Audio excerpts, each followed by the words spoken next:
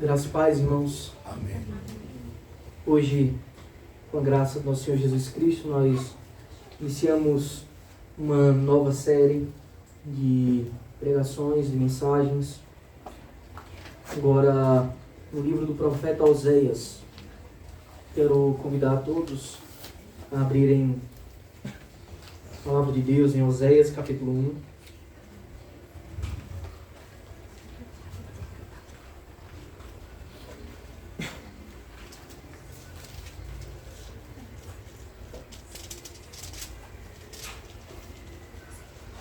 Oséias, capítulo 1, fica logo depois do livro de Daniel.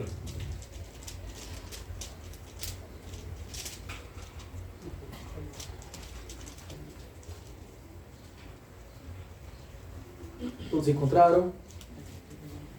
Oséias, capítulo 1, vamos fazer a leitura do versículo 1 do capítulo 1 até o versículo 1 do capítulo 2. As pessoas ainda folheiam, então mais uns instantes. Estou chegando. Já tem Daniel.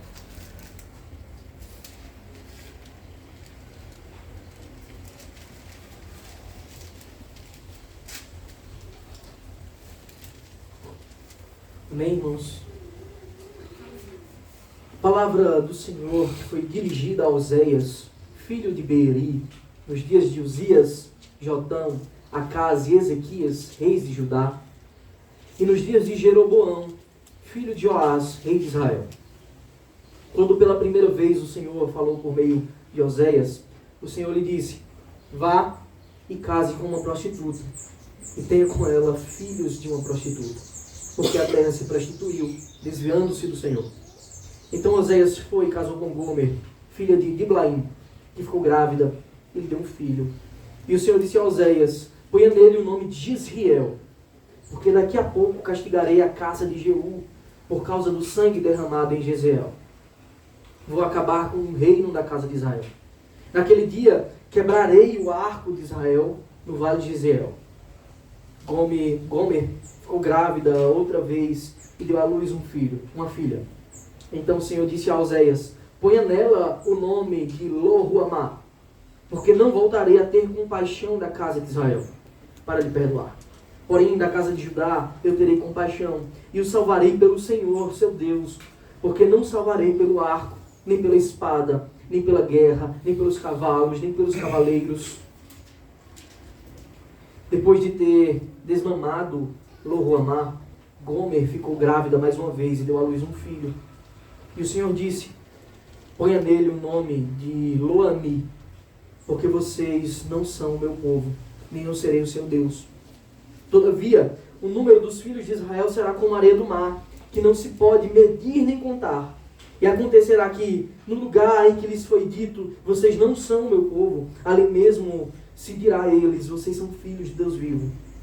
Os filhos de Judá e os filhos de Israel serão reunidos e constituirão sobre si uma só cabeça. Eles se levantarão da terra, porque grande será o dia de Jezreel. Chamem seus irmãos de Ami e suas irmãs de Ruamá. Amém. Amém. Vamos buscar o nosso Deus mais uma vez em oração. Senhor, estamos diante de Ti, das Tuas santas palavras, do Teu conselho fiel, perfeito, imutável. Nós clamamos a Ti, Pai, pela iluminação do Teu Santo Espírito, para que as nossas mentes sejam abertas. E se tiver algum véu que nos impede de enxergar, que ele seja retirado, para que possamos compreender a profundidade da riqueza da Tua graça, do Teu amor, da Tua misericórdia, da Tua compaixão, bem como para que possamos reconhecer também a profundidade da miséria que nos alcançou, o pecado que nos separa de Ti, que nos afasta de Ti e faz com que andemos em caminhos totalmente tortuosos. Senhor, ajuda-nos a compreender, ajuda-nos a entender e a viver a Tua palavra. É assim que eu clamo e oro, pedindo a Tua iluminação e a Tua misericórdia sobre as nossas vidas. pelos méritos do nosso Senhor Jesus Cristo. Amém. Meus queridos irmãos, essa mensagem tem por título uma nova identidade no Senhor. Eu gostaria de começar fazendo uma pergunta. O que nos caracteriza como povo de Deus? O que é que nos caracteriza como povo de Deus? Ou melhor, o que nos diferencia do resto do mundo? Dos outros povos? O que é que nos caracteriza como povo de Deus?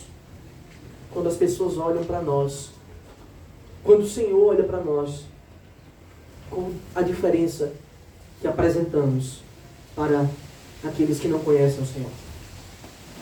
E a resposta para que a gente entenda melhor a nossa própria identidade, quem nós somos, não procede de nós mesmos. Procede do próprio Senhor, o qual nós dizemos servir. Ele é o Deus amoroso, Ele é o Deus gracioso, Ele é o Deus perfeitamente bom e justo. Portanto, é evidente que aqueles que querem se aproximar do Senhor, de algum modo, reflitam essas características, esses atributos de Deus. Afinal, o nosso Deus é o Deus da aliança. Nosso Deus é o Deus da aliança. Se hoje somos povo de Deus, se podemos dizer, o Senhor é meu Deus e eu sou parte do seu povo, da sua nação santa, é porque Ele fez, antes de tudo, uma aliança.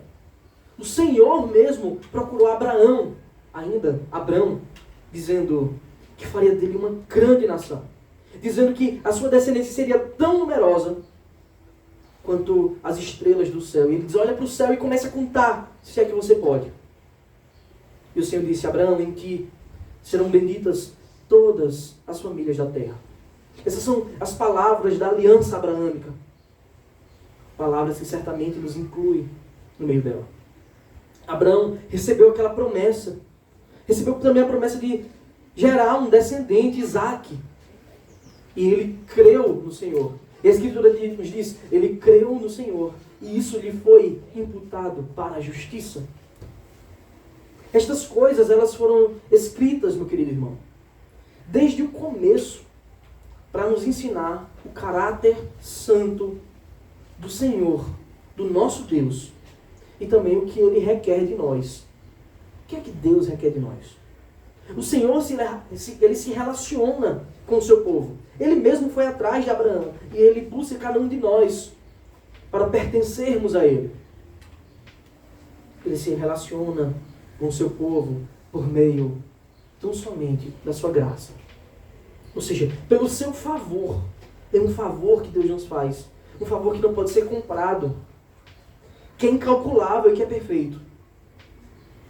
E portanto nós devemos ter a disposição de sempre, em qualquer circunstância, confiar em suas palavras pela fé. A fé, por sinal, pela qual sem ela é impossível agradar a Deus, como está escrito. Então, assim como Abraão creu naquelas promessas do Senhor, quando o Senhor procurou para fazer uma aliança, não havia méritos em Abraão. É dito que Abraão, ele creu, ele confiou, ele teve a verdadeira fé, por isso que ele é chamado de pai da fé. E Deus fez uma aliança com Abraão.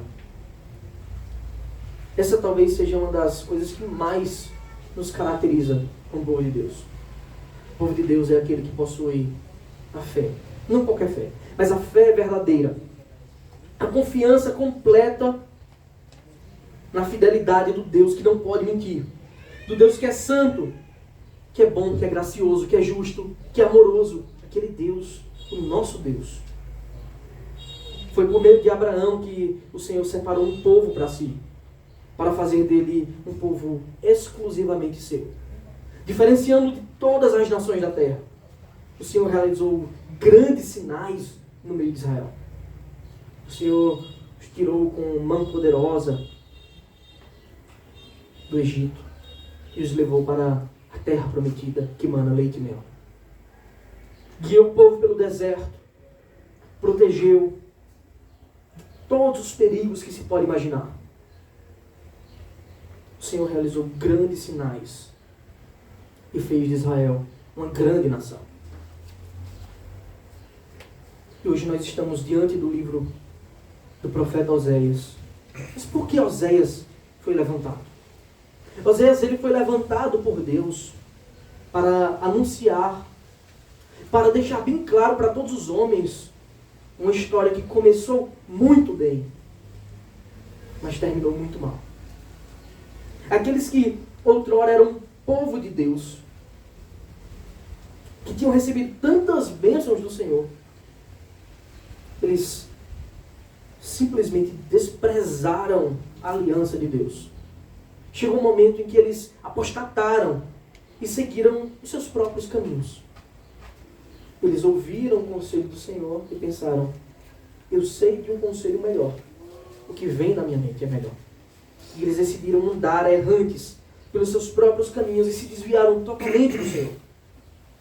Em Romanos, capítulo 9, Paulo fala de uma grande tristeza que ele sente. Ele diz que sente uma grande tristeza no seu coração por causa da apostasia do povo que andou com o Senhor. E Paulo, ele começa a dizer aquilo que aquele povo teve e que desprezou. Ele diz em Romanos 9, eles são israelitas, aí eles pertencem à adoção, assim como a glória, as alianças, a promulgação da lei, o culto e as promessas. Observe, tudo que diz respeito à adoração do Senhor, eles receberam. O Senhor entregou nas mãos dele e disse: é assim que vocês têm que viver. A lei é essa, o meu padrão é esse, o culto é esse, as promessas são essas, e eles experimentaram tudo isso. Viram que era bom, mas preferiram mal.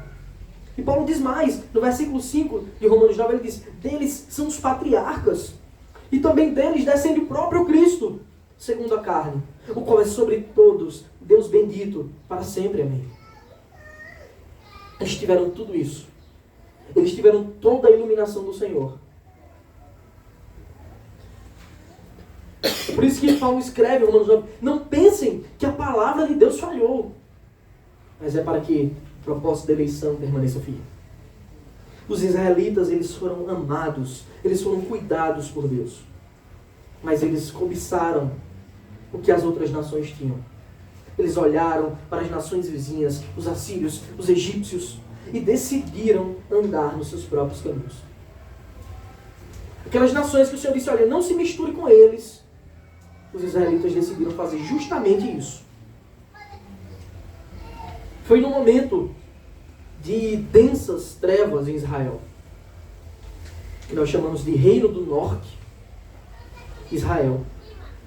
Foi nesse momento de trevas terríveis, o povo vivendo uma escuridão moral, que o Senhor levantou Oséias para profetizar um juízo, para profetizar que Deus ia executar a justiça em Israel, porque eles abandonaram os caminhos do Senhor e decidiram fazer o que era mal perante os olhos de Deus. Para aquele povo, Deus levantou o profeta a fim de que eles se arrependessem de seus pecados. O Senhor começou a proferir juízos: olha, isso vai acontecer com vocês. A consequência vai ser essa nos pecados de vocês. E Oséias foi levantado para dizer isso para toda uma nação, para que finalmente eles reconhecessem a loucura que cometeram e voltassem aos caminhos do Deus bondoso que tinha dado tudo a eles. Nós sabemos como o pecado é uma bola de neve, não é, irmãos? Quando nós pecamos, parece que a nossa mente ela se torna decaída naquela área, e mais começamos a pecar e desobedecemos a Deus. O pecado é como uma bola de neve que desce a montanha. E quanto mais ela desce, mais ela vai agregando neve. E ela vai ficando maior e gigante. E vira uma grande bola de iniquidade.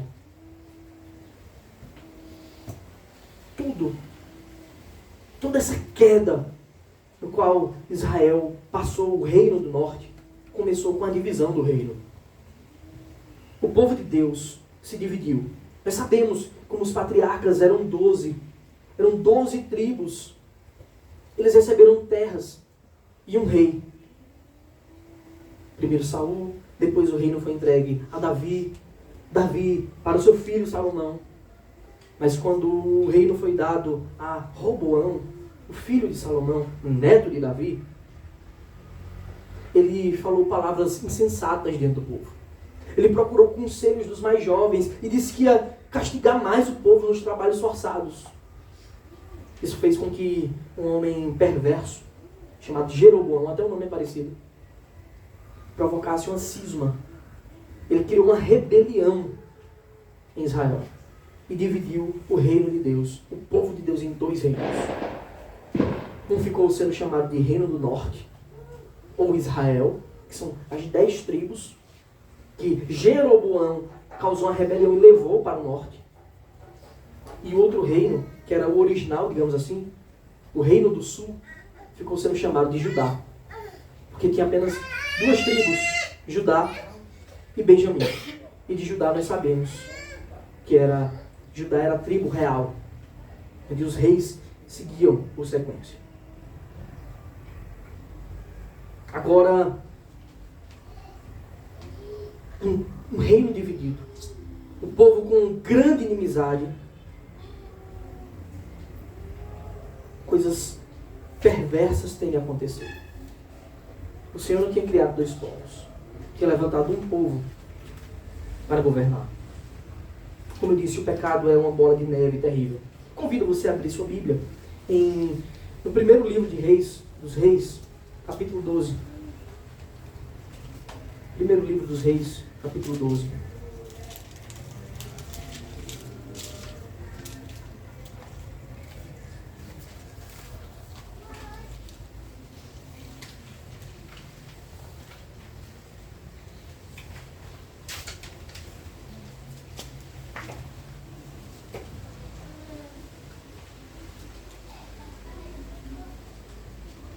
Versículo 25. 1 Reis 12, 25. Diz assim: Jeroboão, ou seja, aquele que dividiu a nação de Deus, que levou o povo para o norte e começou a reinar, governar no norte. Ele disse, na verdade, Jeroboão edificou Siquém, na região montanhosa de Efraim, e passou a residir ali. Dali edificou Penuel. Então ele pensou, olha o pensamento perverso desse homem. Agora o reino voltará para a casa de Davi. Ou seja, eles vão se lembrar do seu antigo rei.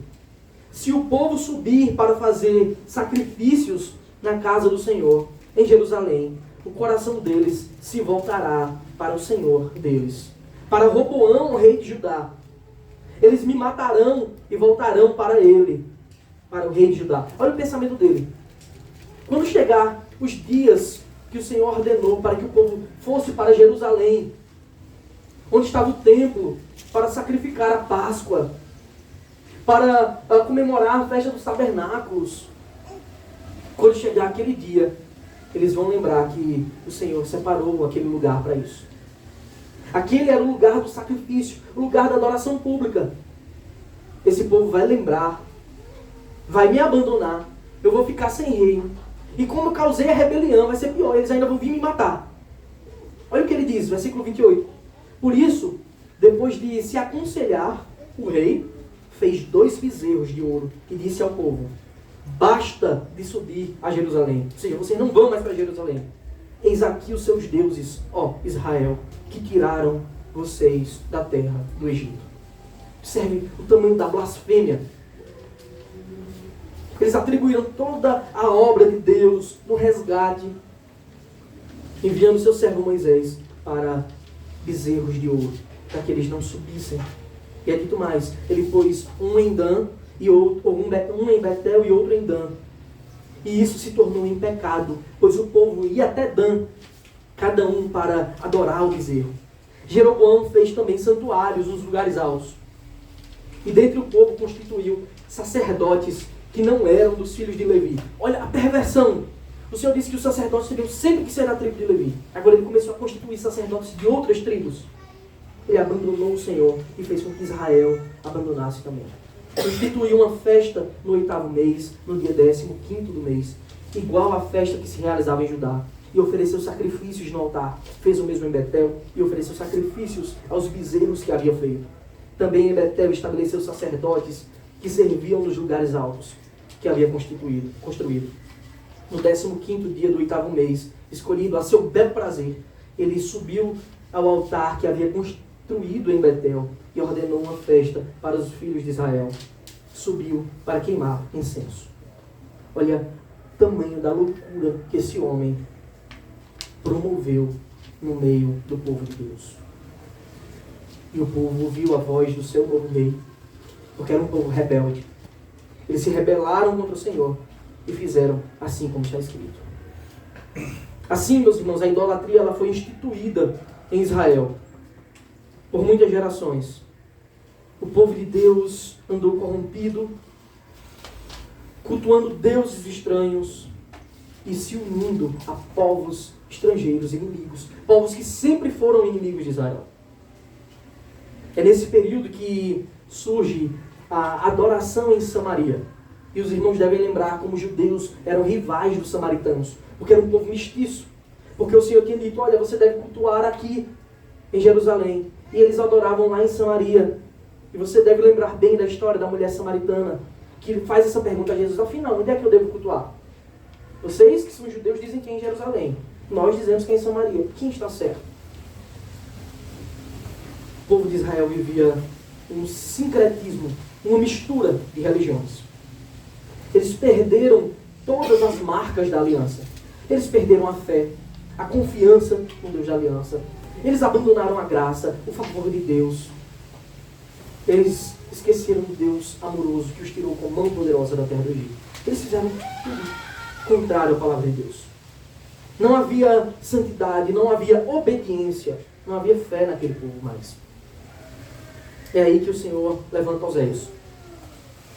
Em gerações, algumas gerações após Jeroboão ter dividido o reino. Novos reinos em Israel surgiram. E quando eu falo de Israel, lembre-se, reino do norte.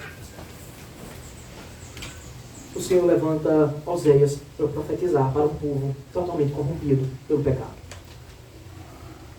Voltemos ao texto dessa manhã. Eu convido você, Oséias, capítulo 1, versículo 1.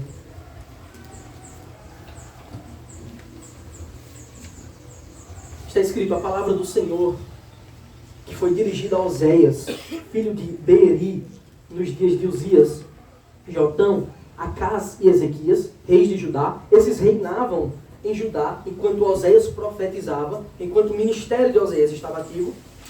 E nos dias de Jeroboão, filho de Joás, rei de Israel. Ou seja, quem reinava em Israel era Jeroboão. Aí esse não é o mesmo Jeroboão, tá? Então, o versículo 1, ele situa quando foi o serviço ministerial de Oséias. Quando foi que Oséias pregou?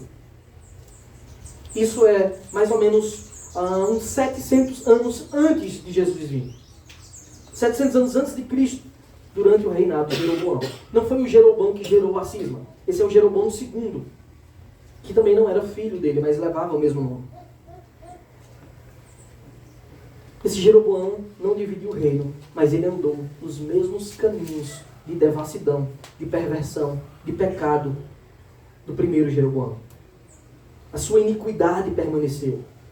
Agora, atente, isso é muito importante, meu irmão, para como o Senhor, como Deus entrega a mensagem por meio de Oséias à nação de Israel.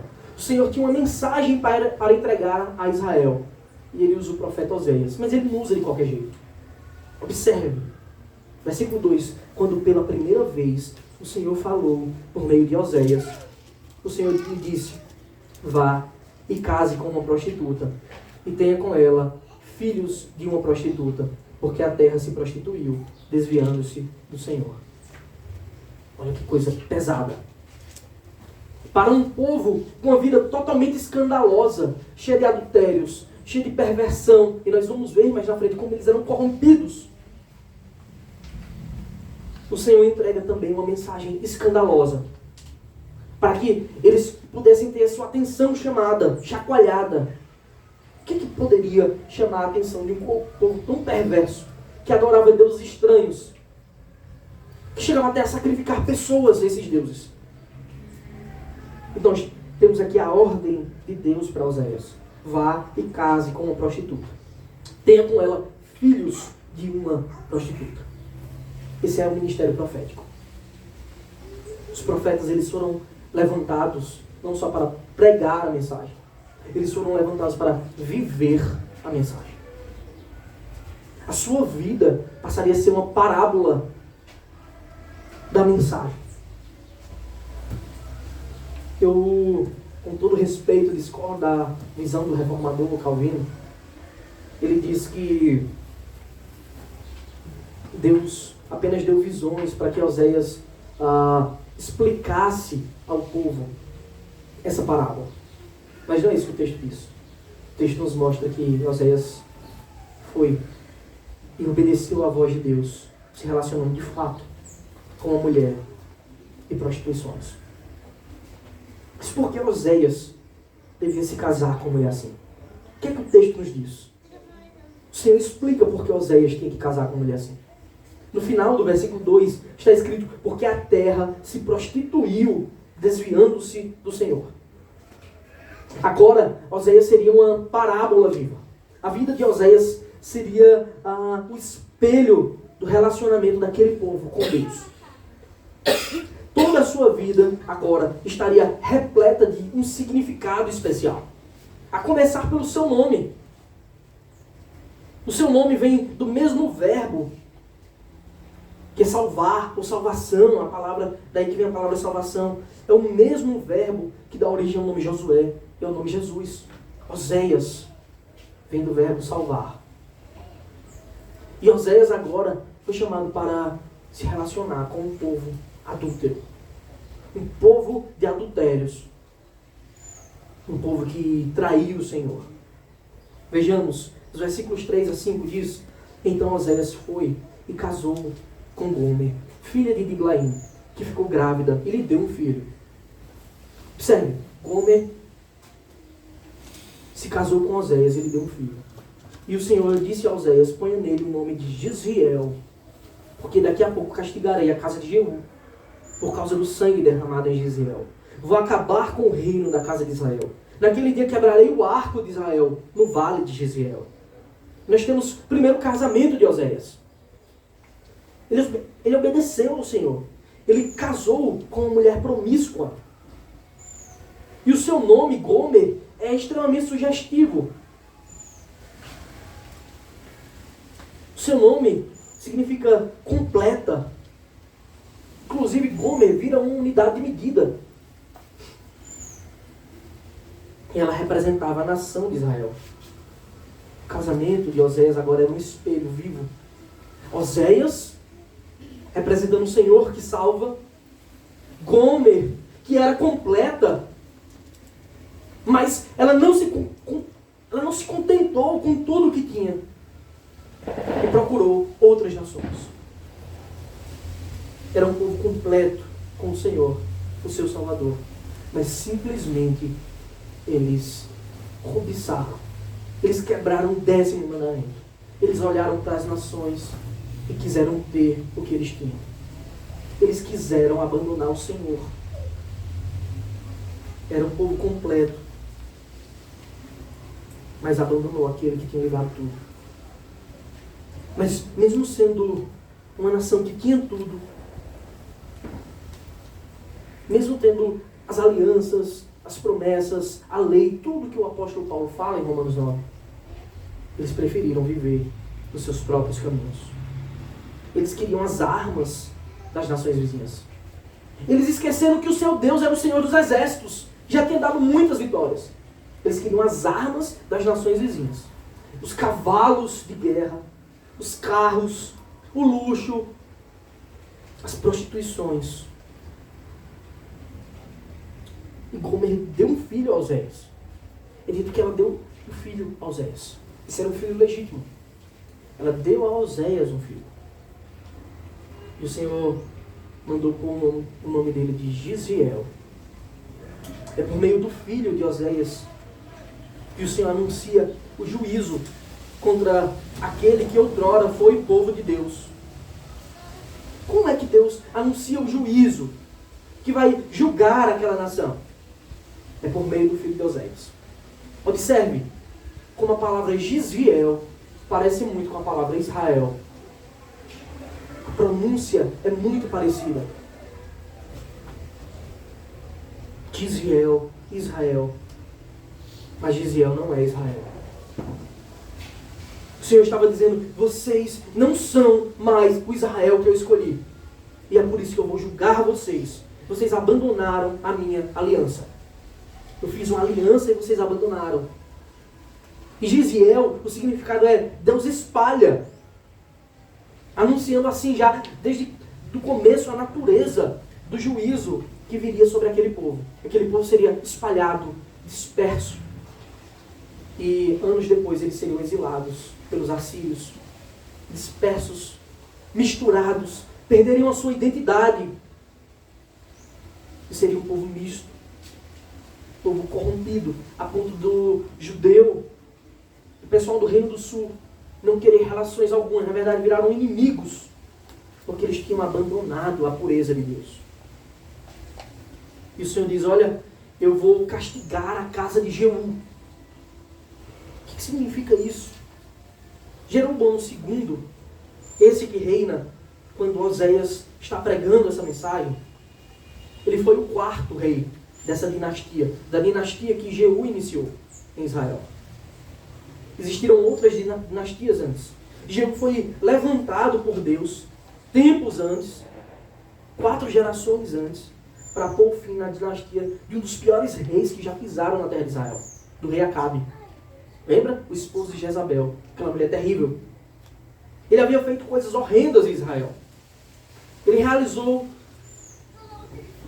sacrifícios de pessoas na adoração de deuses estranhos. E o Senhor levantou Jeú, olha Jeú, você vai ser levantado para acabar com essa dinastia desse homem perverso. Deus já tinha falado com Israel antes, levantando reis.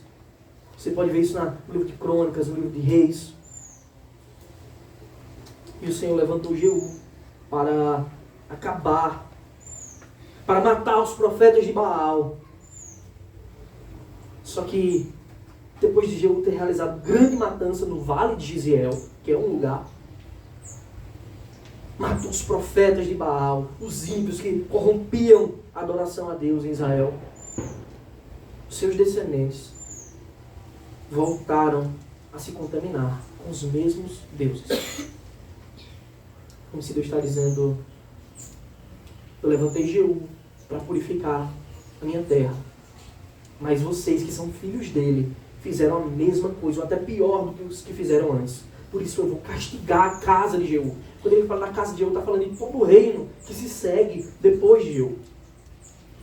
E o Senhor anunciou, eu vou quebrar o arco de Israel. Aquilo que simboliza o seu poder, a sua guerra, você vai ver, isso vai ser destruído, vocês vão ficar fracos. E as mesmas nações que vocês procuraram para servir, para pegar os deuses deles, para idolatrar, em busca da ajuda deles na guerra, essas mesmas nações vão vir contra vocês e vão destruir vocês, porque eu vou quebrar o arco da casa de Israel. Esse vai ser o fim de vocês, ó Israel.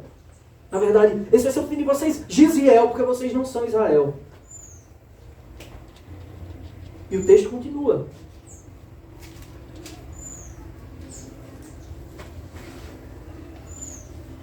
Versículos 6 e 7 dizem assim: Gomer ficou grávida outra vez e deu à luz uma filha. Então o Senhor disse a Oséias: ponha nela o nome de Lo-ruhamá, porque não voltarei a ter compaixão da casa de Israel para lhe perdoar. Porém da casa de Jeú eu terei compaixão e o salvarei pelo Senhor seu Deus, porque não salvarei pelo arco, nem pela espada, nem pela guerra, nem pelos cavalos, nem pelos cavaleiros. Olha que coisa interessante. Temos aqui agora o primeiro fruto do adultério de Gomer. O primeiro fruto do adultério de Israel. Quero convidar você para observar comigo a diferença que existe entre os versículos 3 desse texto e o versículo 6. O versículo 3 diz assim: Então Oséias foi e casou com Gomer, filha de Diblaim, que ficou grávida, e lhe deu um filho. Está claro que esse filho era de Oséias. Já no versículo 6 não está escrito isso. Está dizendo assim, Gomer ficou grávida outra vez e deu à luz uma filha. Mas essa não era de Oséias.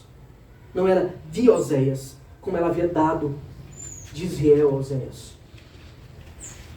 Então, Oséias agora estava suportando aquele que Deus suportou por muito tempo.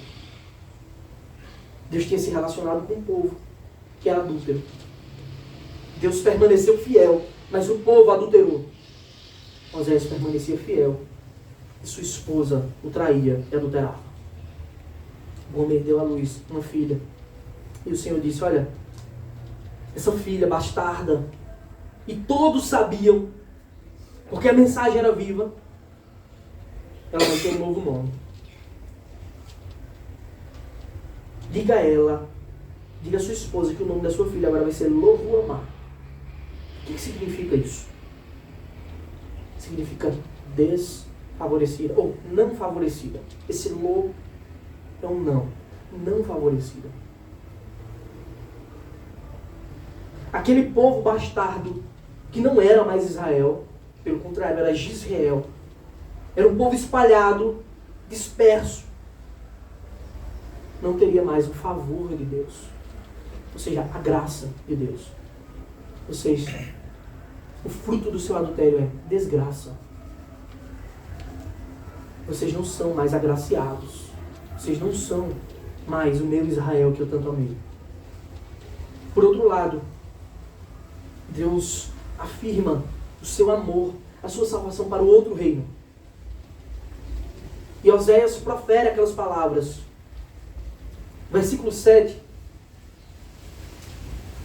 No final do versículo 6, na verdade, depois de dizer que aquele povo era desfavorecido, desgraçado, Deus diz, eu não voltarei a ter compaixão da casa de Israel para lhe perdoar. Tão grande foi o seu pecado. Porém, da casa de Judá, ou seja, do reino do sul, eu terei compaixão. Agora, observe os significados incríveis dessa palavra, dessas palavras. Eu terei compaixão. Eu os salvarei pelo Senhor. Ele usa o próprio nome para dizer, eu vou salvar por mim mesmo. Eu sou o Deus deles. Ele diz, eu não vou salvar eles pelo arco, eu não vou salvar pelas espadas, eu não vou salvar pelas guerras, nem pelos cavalos, nem pelos cavaleiros. O que é que Deus está dizendo com isso? Eu vou salvar aquele povo com que vocês não têm mais, pela graça. Eu não preciso de espadas para salvar um povo. Eu não preciso de guerra. Eu sou o Senhor dos exércitos. Mas eu também sou Deus soberano, que salva pela graça.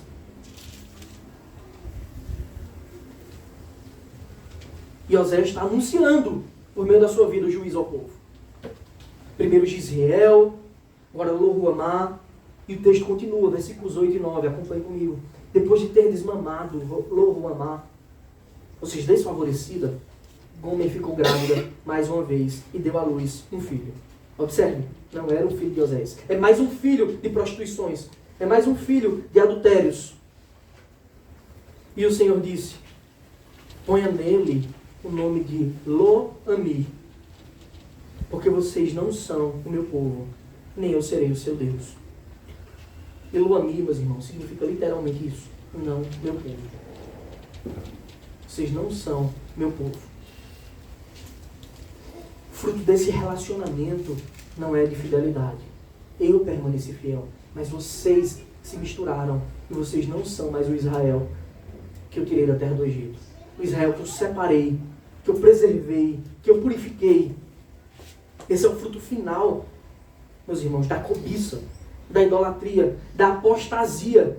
O Senhor declara, vocês não são meu povo, e muito menos eu serei o seu Deus.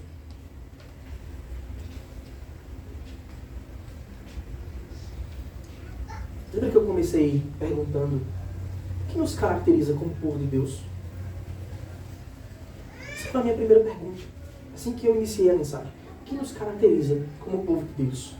Será que ser povo de Deus significa apenas ostentar um título? Ter um nome escrito numa lista de membros de uma igreja? Significa que eu tenho uma placa para zelar? Congregação Batista Reformada Castelo Forte. Israel tinha bem mais que títulos e placas. Israel era conhecido por todos como a terra do Senhor dos Exércitos. Como o povo que Deus tinha tirado do Egito. Como o povo que tinha cercado Jericó e derrubado as muralhas apenas com um grito. Porque o Senhor disse, grite e ela vai cair. Eles eram completos. Só que seus olhos desejaram o mundo. Desejaram aquilo que eles não podiam, que eles não deviam ter. Não está claro para você que professar o nome do Senhor da boca para fora apenas não quer dizer nada? Deixa eu dizer uma coisa interessante. Esse povo mestiço, que adorava Baal, que sacrificava nos altos, eles continuaram servindo, entre aspas, ao Senhor.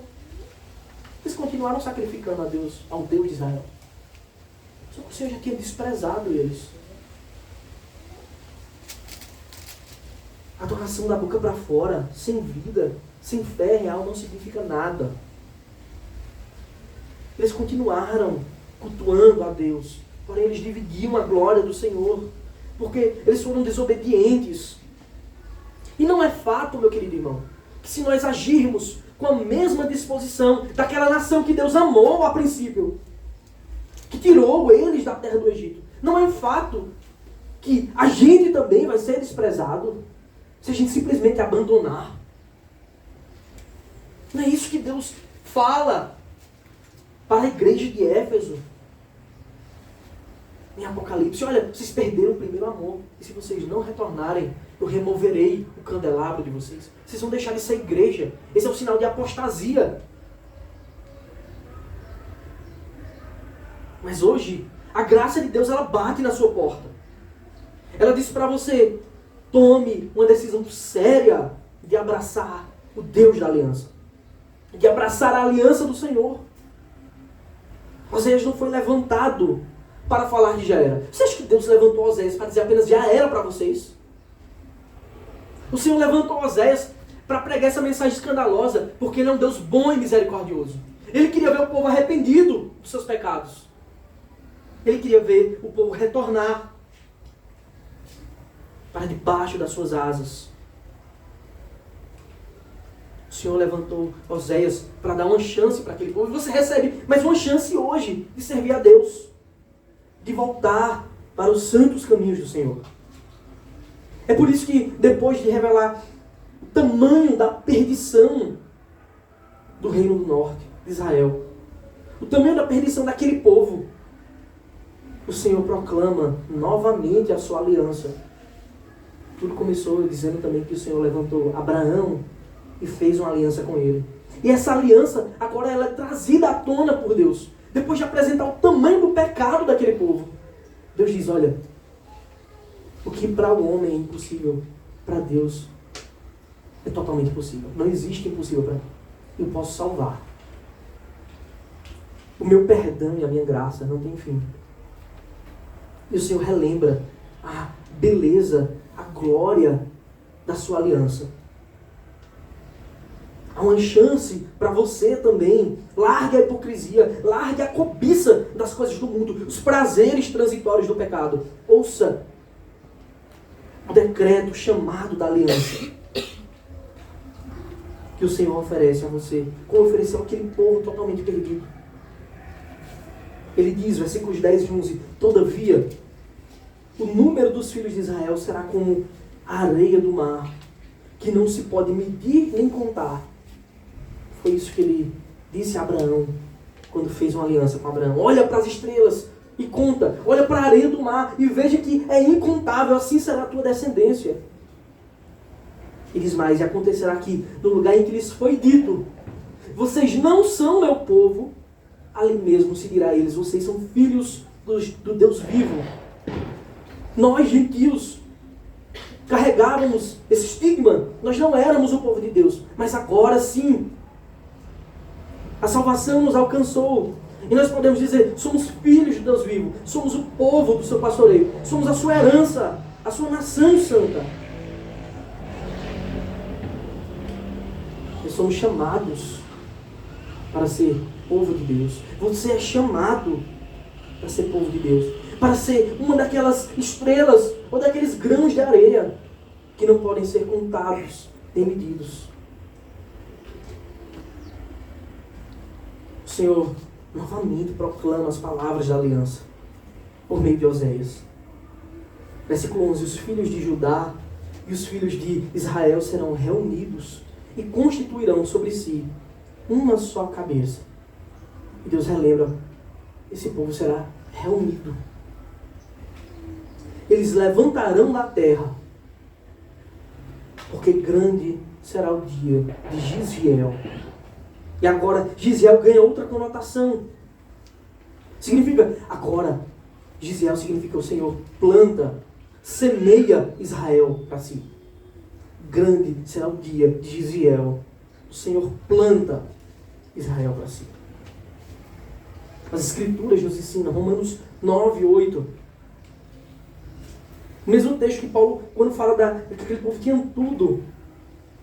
Em Romanos 9, versículo 8, ele diz: isto é, não são os filhos da carne que são os filhos de Deus, mas os filhos da promessa e que são contados como descendência.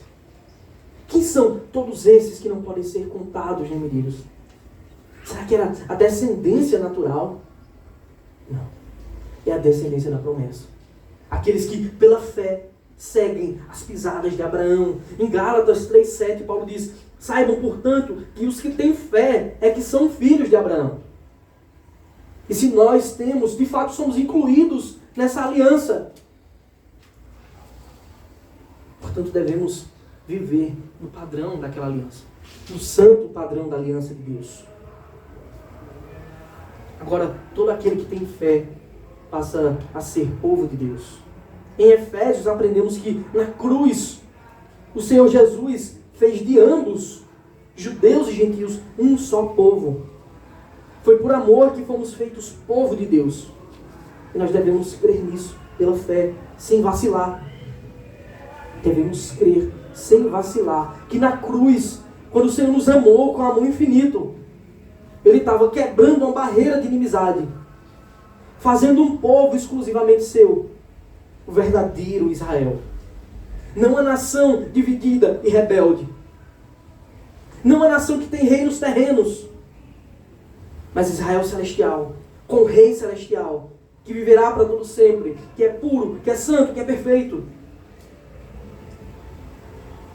Foi por amor que nós fomos feitos povo de Deus. Essa mensagem finaliza com o que está escrito em Oséias, capítulo 2, versículo 1. Ele diz: chamem seus irmãos, olha como é usado no plural, chamem os seus irmãos de Ami e suas irmãs de Ruamá. Observe que aquele lo que tinha antes foi tirado. Agora, você não é mais desfavorecida. Agora você é favor. Agora você não é mais não meu povo. Agora você é meu povo. Chamem os seus irmãos de graça e suas irmãs de meu povo. Porque Cristo nos salvou e semeou o verdadeiro Israel por toda a terra, cumprindo a promessa da aliança que disse a Abraão: em ti, Abraão, serão benditas todas as famílias da terra. Em Cristo somos feitos povo de Deus, o verdadeiro Israel, o Israel verdadeiro e celestial, que permanecerá para sempre. E você é chamado, você é convidado para fazer parte dessa aliança. O Senhor te oferece um espaço. Você pode não ter outro momento. Pode não haver amanhã para você. Amanhã o cativeiro assírio, o cativeiro da morte, pode chegar para você. Portanto, se você tem que fazer uma decisão, faça hoje. Enquanto as portas da graça, enquanto Deus do favor, o Deus que chama o seu povo, está de braços abertos esperando por você. Amém. Vamos nos colocar de pé e louvar ao nosso Deus.